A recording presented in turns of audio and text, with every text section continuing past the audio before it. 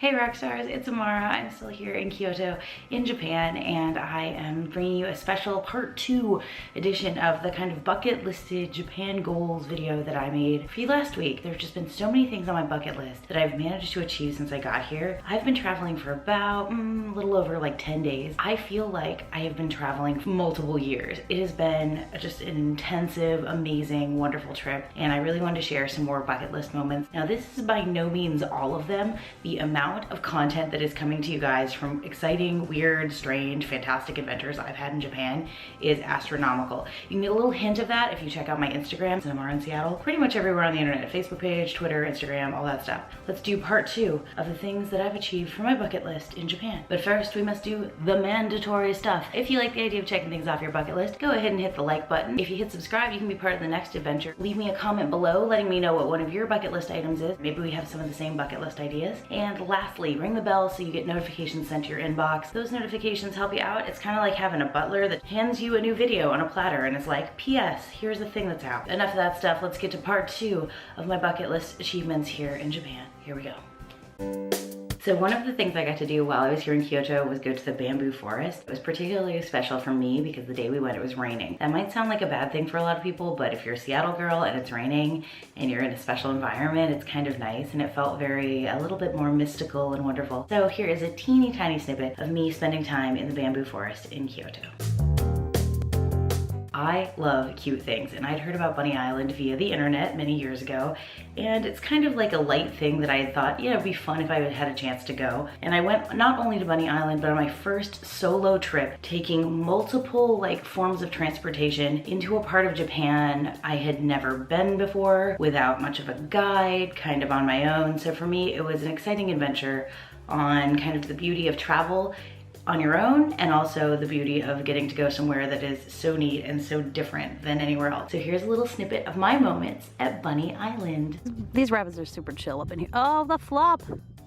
The flop is my new favorite thing. So cute. It was so cute, guys. Little Bunny Island permanently in my heart now. Something that's been really special that you've already gotten a little snippet of right here is that I have gotten to stay in an actual Japanese house. And that's been really special because I've always wanted to stay in a place that's a little more authentic to the way things are here. It's easy as an American to kind of get wrapped up in hotel situations, and I'm not really about that. So I found a really special Airbnb. I felt like it's been a really wonderful experience to actually be a little more immersed in day-to-day culture here. I would be remiss if I did not bring up my deep, deep love of Japanese pop culture. And I don't think there's anything that's as internationally Japanese pop culture as Pokemon. Pokemon centers are a big deal in Japan and for people who are Pokemon enthusiasts all over the world. And I was lucky enough to actually go to not one, but 2 during my trip here. Here's a snippet from one of them, the Pokemon Center in Osaka.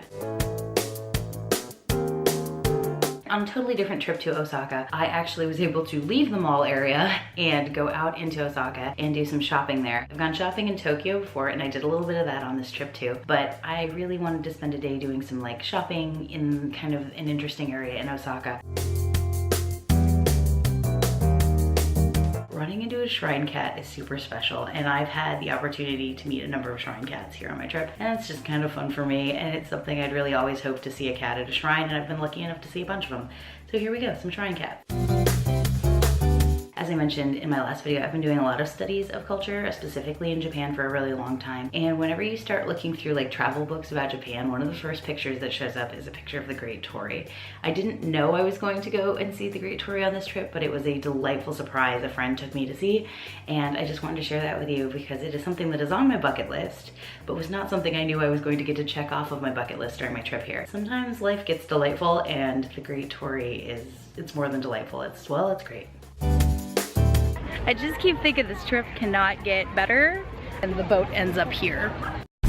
There's so much more video. It's gonna be coming up on the 3 YouTube channels. You found yourself on the main one, Amara in Seattle. We do lifestyle as an adventure. We have Amara Not in Seattle. That's the travel channel where we get lost in travel because sometimes I'm not home. And then we also have Amara in Seattle Vlogs. That's the DVD bonus content extra place. Anything else, the bloopers, the weirdness, everything lands there. So I look forward to seeing you on any and all of those 3 channels. And until then, thanks for watching Rockstars. Best adventures. This is Amara in Seattle on location here in Kyoto, Japan. Just for a little bit more. Shh, it is raining. Shh. See you next week. Bye. You stick around to the end? That's when you get to see that I have this matcha latte I got at a 7-Eleven. Look at it, it's a Starbucks matcha latte. I like it very matcha.